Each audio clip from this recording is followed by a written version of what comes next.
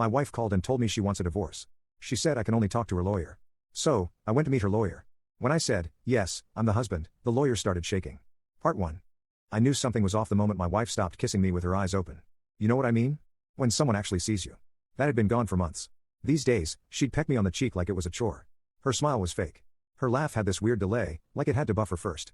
She was always at work or on retreats or unwinding with coworkers. Half the time, I didn't even hear her come in. I'd wake up, she'd already be gone. No scent of perfume, no half-empty coffee cup, just cold air and silence.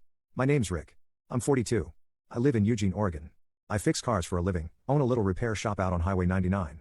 Nothing fancy, but I pay the bills and keep things running. I never used to doubt her. I'm not some paranoid nut job. But things started stacking up, the late nights, the locked phone, the girls' only weekends that didn't check out. Then one night, she messed up. She left her old tablet charging on the kitchen counter.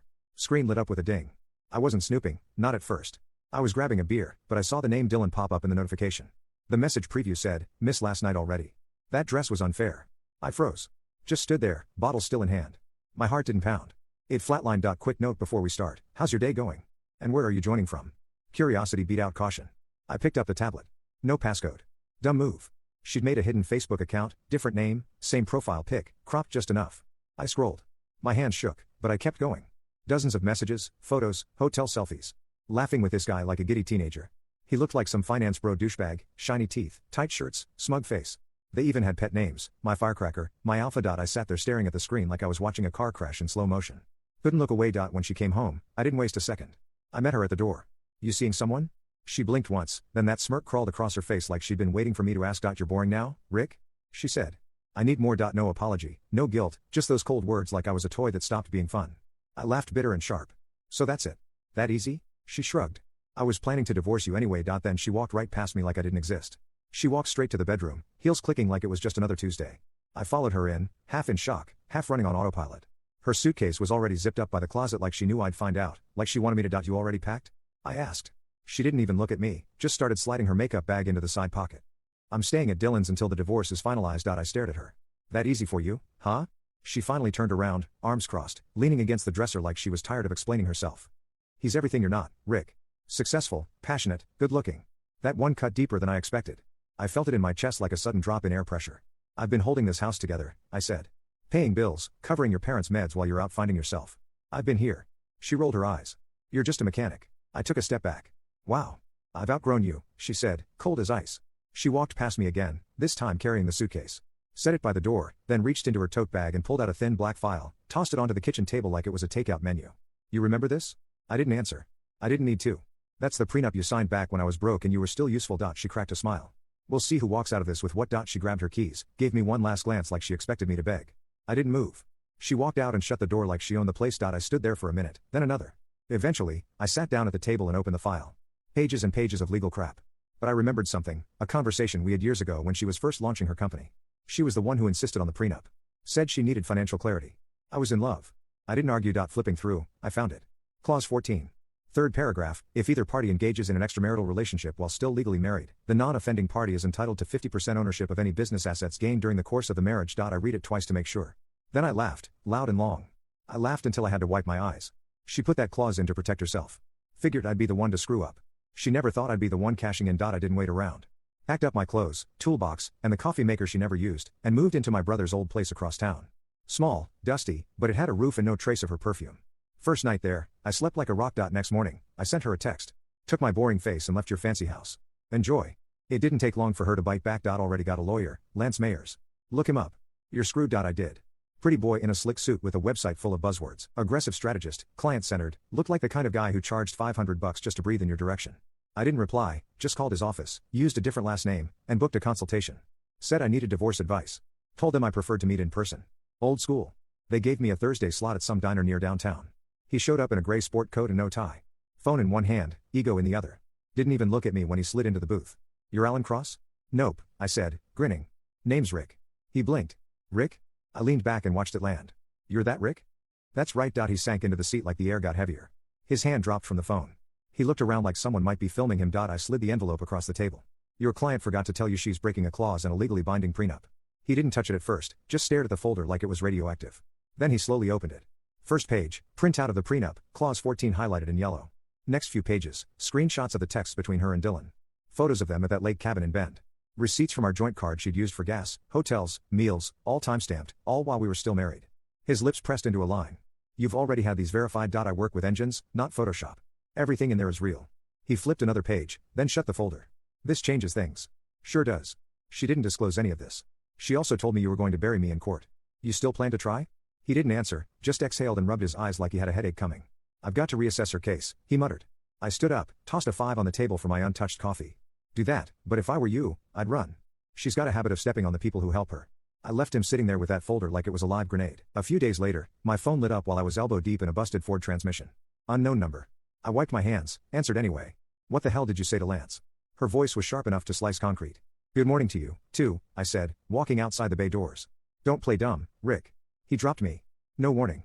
Said he can't represent me in good faith. What the hell did you do? I leaned against the wall, sun hitting my face. Just told him the truth. The truth? She snapped. You're manipulating the system. Nope. You wrote the prenup, I said. You added the cheating clause. I just read it. She went quiet for half a second. I pictured her pacing, probably in Dylan's condo, if she was still welcome there. You always twist things, she hissed. You're not going to win. I don't have to twist anything. You did the twisting. I'm just holding up the mirror. She exploded. You want to ruin me? Is that it? Blow up everything I built? You can click on share more to see if there is a part 2. I didn't answer. I didn't need to. I'd already heard the whispers. My buddy Mason's wife worked in her building. Said people were talking. Word had gotten around that she was being sued over her own prenup. Some folks said Dylan started pulling back too once he caught wind of it. Guess gold diggers don't like sharing profits. You're being vindictive, she said, tone dipping into fake sadness. After everything we had, I laughed into the receiver. We had a marriage. You lit it on fire. We can fix this, she said quickly. We were happy once. Don't act like none of it meant anything. You think this is about feelings? I said, no, this is about consequences. I messed up, okay, but we can talk. Try again. You're not sorry, I said. You're cornered. There was a long silence. Then she tried one last jab. You really think you deserve half of my company? You were broke when you started that company. I was paying the mortgage while you were networking. Every win you had, I was behind you. You made the contract. Now I'm collecting. She hung up without another word. I stared at the screen for a second, then walked back into the garage. Grease on my hands, sweat on my back, and a grin I couldn't hide. The next week, she showed up at my shop. Didn't call ahead. Didn't even park right. Just swung her Lexus halfway into the employee spot and stormed through the open bay like she still owned me. Rick, she said, walking fast toward me and heels way too clean for a garage. I didn't even look up from the brake caliper I was fixing. You can't be here, I said. This is a workplace. We need to talk. Speak to my lawyer. She folded her arms, lowering her voice privately. I don't do private with people who lie for sport. Her mouth opened, then shut. I watched her hesitate. Rare for her. After a second, she turned around and walked out without another word. Then, about 10 days in, she cracked. It was a Saturday morning. I was home drinking coffee in my boxers when the doorbell rang. Looked through the peephole. There she was. No makeup, puffy eyes, shoulders hunched like she weighed 30 pounds more than she did yesterday. I opened the door but didn't invite her in. She didn't wait. Please don't take half, she said, her voice shaking. You'll ruin me, Rick. You ruined yourself. Tears streamed down her face as she stepped inside without permission. I didn't stop her. She stood in the middle of the living room like she didn't know where to put her hands. I was stupid, she whispered. Dylan's gone. He said he's not interested in being part of some prenup mess. Smart guy, I muttered. She sniffed. I built that company from nothing. It's my whole life, and I'm just here to collect. I was wrong, okay? I panicked. I chased something new and flashy, and now I'm paying for it. Good summary. Then she dropped it, the last Hail Mary. Can we just try again? She asked. A fresh start. No lawyers, no revenge, just us. I damn near spit my coffee across the room. You think I'm stupid? Her lip quivered. She looked around, maybe expecting a picture of us somewhere, or some memory to help her case, but there was nothing. I'd stripped this place clean of her months ago. I miss you, she whispered. No, you miss the version of me that tolerated your crap. That guy's gone. I opened the front door and held it wide. She stood there for a second, blinking like maybe I'd changed my mind. Goodbye, Alyssa. She walked out without another word. I walked out of that courthouse with half her shares in the company she once said I was too small to be part of. A week later, I emailed her lawyer with a polite offer. She can buy me out. Full market value plus 10% for the insult. Got no reply. Didn't need one. I already knew she couldn't afford it. Word on the street was Dylan had vanished. No texts, no calls, no offers of support, just ghosted. Guess when the money looked uncertain, so did his loyalty. Meanwhile, her name started slipping down the company's press releases. Her board got nervous. Investors don't like scandal and cheating on your husband and violating a contract in the same breath. Not a great look. They asked her to step down as CEO temporarily, but we both knew what that meant. She sold her downtown loft to cover some debts. Moved into a 2-bedroom condo near the airport. No doorman, no valet, just a cracked parking lot and a community pool with faded signs. She never reached out again.